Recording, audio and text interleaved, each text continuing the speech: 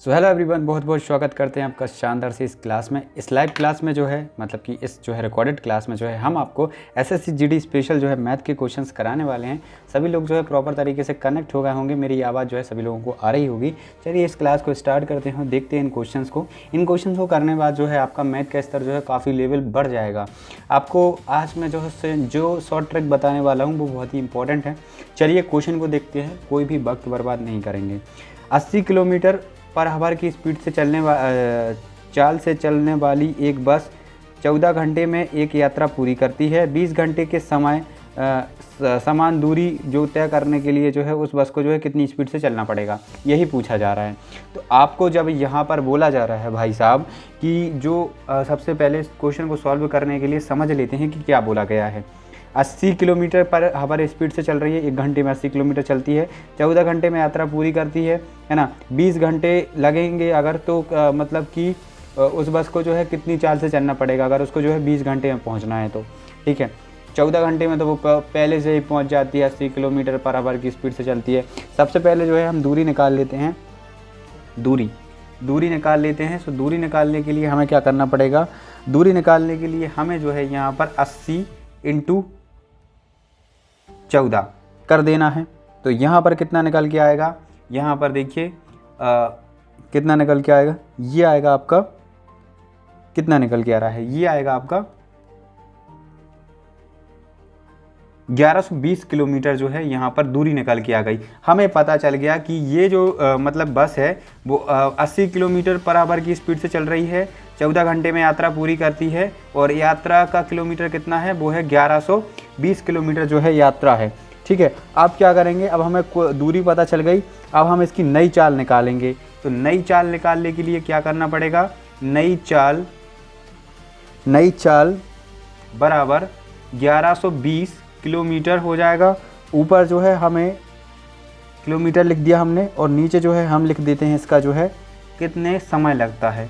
ठीक है, हमें जो है स्पीड निकालना है तो हमें डिस्टेंस बटे जो है टाइम करना पड़ेगा।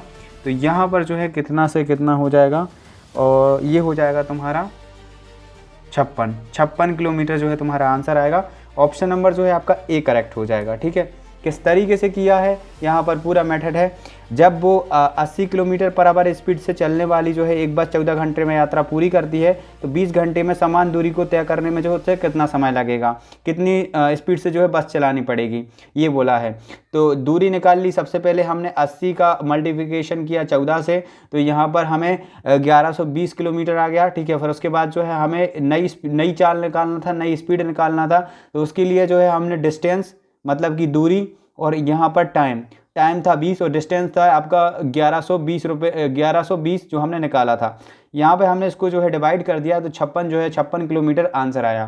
ठीक है, आई होप ये क्वेश्चन समझ में आ गया होगा। चलिए दूसरा देख लेते हैं। यहीं पर जो है दूसरा प्रश्न आता है, यहाँ पर क्या बोला जा रहा है, इसको भी बहुत ही ध्यान से आप लोगों को देखना है।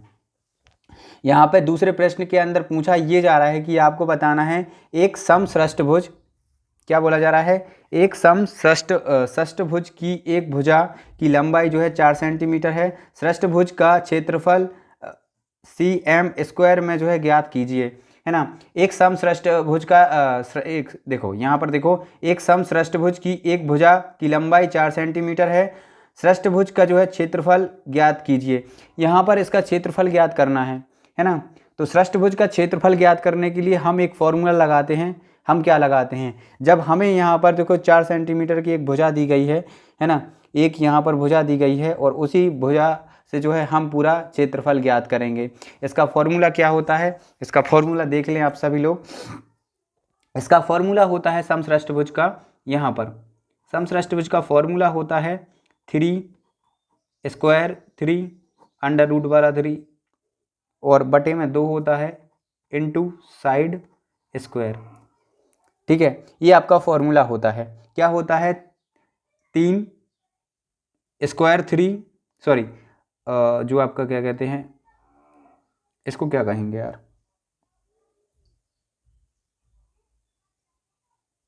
स्क्वायर में 3 रहेगा और बटे में जो है 2 रहेगा नीचे और साइड स्क्वायर रहेगा। ठीक है, इसको अगर सॉल्व करेंगे तो कितना हो जाएगा, चलिए इसको फॉर्मूले में जो है पुट करके देखते हैं। 3 यहाँ पर जो है स्क्वायर में 3 ठीक है, और 2 और नीचे आएगा साइड, साइड था तुम्हारा कितना 4, भुजा थी तुम्हारी 4, 4 स्क्वायर कितना हो जाएगा, 4 का स्क्वायर होता है तुम्हारा 16, और यहाँ पर हो जाएगा 3 3 और 3 का 3 का स्क्वायर मतलब 3 स्क्वायर में रहेगा, यहाँ पर 2, यहाँ पर जो है 16 हो जाएगा। यहाँ पर देखो 16 से जो है कितना बार कट जाएगा, 8 बार कट जाएगा। ठीक है, यहाँ पर 8 आ गया, यहाँ पर 8 आ गया भाई साहब। ठीक है, यहाँ पर 8 आ गया। अब आपको क्या करना है कि अब आपको यहाँ पे क्या करना है कि 8 यहाँ पे है, 3 यहाँ पर है और 3 यहाँ पर है। तो 3 ये जो है क्या है, ये जो है स्क्वायर में है आपका। तो कैसे क्या करोगे, आपके सामने जो है अब इसको सॉल्व करना है। तो यहाँ पर देखिए 8 यहाँ पर इंटू 8, अब इसको जो है नीचे वाला कट गया था और ऊपर जो है 8 आ गया था, नीचे जो है तुम्हारा बटे में 1 हो जाएगा। बाकी देखो इसको सॉल्व करेंगे तो 8 से 3 का कर देंगे, 8 एकम 8, 8 दूनी 16, 8 तिया 24, 24 √3 सेमी स्क्वायर जो है इसका आंसर आ जाएगा। और ये जो है ऑप्शन नंबर जो है आपके बी में दिया गया है, और ऑप्शन नंबर जो है तुम्हारा बी करेक्ट हो जाएगा। स्क्रीनशॉट ले लो, जो है इस तरीके से किया जाता है इन क्वेश्चंस को। अगर कभी भी बोला जाए समष्टभुज की जो है एक भुजा दी जाए और उसकी जो है क्षेत्रफल ज्ञात करने को बोला जाए, तो जो है आप इस फॉर्मूले का यूज कीजिएगा 3 स्क्वायर बटे में 2 और इंटू साइड स्क्वायर। ठीक है, चलो इस तरीके का फॉर्मूला आप यूज कर लोगे, मैं जानता हूँ। अब आगे देख लेते हैं। आगे आपके सामने क्वेश्चन है, देखो बहुत ही सुंदर तरीके से मैं आपको क्वेश्चन बताते जा रहा हूँ, मैं नहीं नखरे कर रहा हूँ, तो आपको भी नहीं नखरे करना चाहिए। आप भी जो है चैनल को सब्सक्राइब कर लें ताकि आपसे कोई भी अपडेट मिस ना हो। चलो यहाँ पर क्या बोला जा रहा है, अगला प्रश्न है आपकी स्क्रीन पर। भाई साहब बोला ये जा रहा है एक ठोस शंकु के आधार की त्रिज्या 21 सेंटीमीटर है। ठीक है, यहाँ पर क्या बोला जा रहा है, एक ठोस शंकु के आधार की त्रिज्या जो है 21 सेंटीमीटर है, इसकी ऊंचाई 9 सेंटीमीटर है, शंकु का जो है आयतन ज्ञात करना है। भाई साहब यहाँ पर जो है शंकु का आयतन ज्ञात करना है। शंकु की त्रिज्या 21 सेंटीमीटर दी गई है, शंकु की ऊंचाई जो है 9 सेंटीमीटर दी गई है, शंकु का आयतन ज्ञात करना है। कैसे ज्ञात करोगे, इसके लिए भी एक फॉर्मूला होता है, इसके लिए एक फॉर्मूला होता है और उस फॉर्मूला का नाम है 1/3 पाई आर स्क्वायर। ठीक है, ये किसका फॉर्मूला होता है, ये होता है आपका शंकु का आयतन ज्ञात करने का। ठीक है, आयतन का, शंकु का, किसका, शंकु का आयतन ज्ञात करने का ये जो है फॉर्मूला होता है। इसको जो है एक बार रट लें या देख लें। ठीक है, 1/3 पाई आर स्क्वायर एच जो है शंकु का आयतन निकालने का फॉर्मूला होता है। कैसे निकालेंगे, अब इसमें जो है वैल्यू पुट करते हैं। 1/3 हो जाएगा, 1/3 इंटू 22/7, क्योंकि पाई का मान जो है 22/7 होता है। आर कितना दिया गया है, आर 21 है, तो यहाँ पर 21 हो जाएगा, 21 स्क्वायर। और यहाँ पर जो है h कितना है, h है तुम्हारा 9, तो यहाँ पर 9 हो जाएगा। ठीक है, इसको सॉल्व कर लेते हैं, और इसको ऐसा अगर चाहो तो सरल बना सकते हो, और इसको चाहो तो सरल बना सकते हो। जब तुम इसको सॉल्व करोगे तो कितना आएगा निकल के, फटाफट से बताओ। यहाँ पर एक और चीज़ कर लेते हैं, 1/3 इंटू 22/7, यहाँ पर 21 इंटू 21 इंटू 9 हो जाएगा, और 7 एकम 7, 7 दूनी 14, 7 तिया 21। ठीक है, 3 बार तो ये यहाँ पर कट ही रहा है डायरेक्ट में। ठीक है, 3 बार तो यहाँ पर ये डायरेक्ट में ही कट रहा है, और आगे जो है किससे कट जाएगा, 3 एकम 3 हो जाएगा, और ये बचेगा तुम्हारा कितना 22 इंटू 21 इंटू 9। तो इसको जो तुम जब करोगे तो कितना आंसर आएगा, 22 इसका कितना आएगा, इसका आएगा 4158 सेंटीमीटर स्क्वायर में जो है तुम्हारा आंसर आएगा। सॉरी, क्यू में तुम्हारा आंसर आएगा। ठीक है, क्यू में तुम्हारा आंसर आएगा।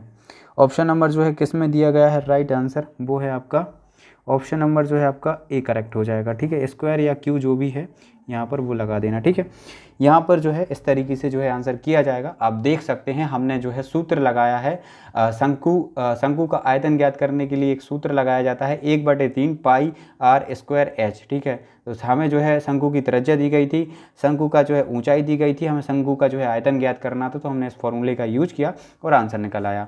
अब यहाँ पर एक लास्ट प्रश्न है जो कि आपको सबको देखना है, लेकिन उससे पहले जो है वीडियो को लाइक कर दो अगर अभी तक नहीं किया। भाई लाइक का ही बोल रहा हूँ, सब्सक्राइब भी कर लो।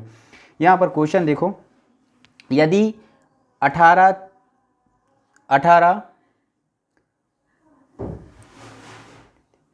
36 14 और बाय समान अनुपात में है तो बाय का जो है मान ज्ञात करना है। ये जो है समान अनुपात में है, एक बात याद रखना है। तो आपको जो है इनका मान ज्ञात करना है। कैसे करोगे, यहाँ पर साओ भैया जी कुछ बोला है वो कर लेते हैं। 18 है ना, 18 बटे तुम्हारा 36 कर लेते हैं, 18 बटे तुम्हारा 36 कर लेते हैं, बराबर में कर लेते हैं 14 बटे बाय कर लेते हैं। ठीक है, इसको सॉल्व करने की कोशिश करते हैं। तो यहाँ पर 18 एकम 18, 18 दूनी 36 हो जाएगा। ठीक है, 1/2 यहाँ पर आ जाएगा। अब 14 कटेगा नहीं, बाई से कैसे कटेगा, पॉसिबल ही नहीं है। तो यहाँ पर 1/2 आ गया था। 1/2 को क्या करेंगे कि यहाँ पे जो है हम बाय को यहाँ पर लाएंगे और यहाँ पर जो है 14 × 2 कर देंगे। तो 14 दूनी कितना हो जाएगा, 14 दूनी हो जाएगा तुम्हारा कितना, 28 तुम्हारा आंसर आ जाएगा। ऑप्शन नंबर जो है ए में करेक्ट आंसर दिया गया है, 28 जो है आंसर आ रहा है। ठीक है, इस तरीके से ये क्वेश्चन किए जाते हैं। चाहो तो इसका स्क्रीनशॉट भी ले सकते हो। आई होप आज की वीडियो जो है आप सभी लोगों को पसंद आई होगी तो लाइक कर देना, कमेंट कर देना और अनुराग.informed को जो है सब्सक्राइब कर लो, ताकि आपसे जो है कोई भी इंपॉर्टेंट अपडेट मिस ना हो। Thank you for watching. मिलते हैं आपसे अगली वीडियो में, तब तक के लिए जय हिंद, जय भारत, लव यू ऑल।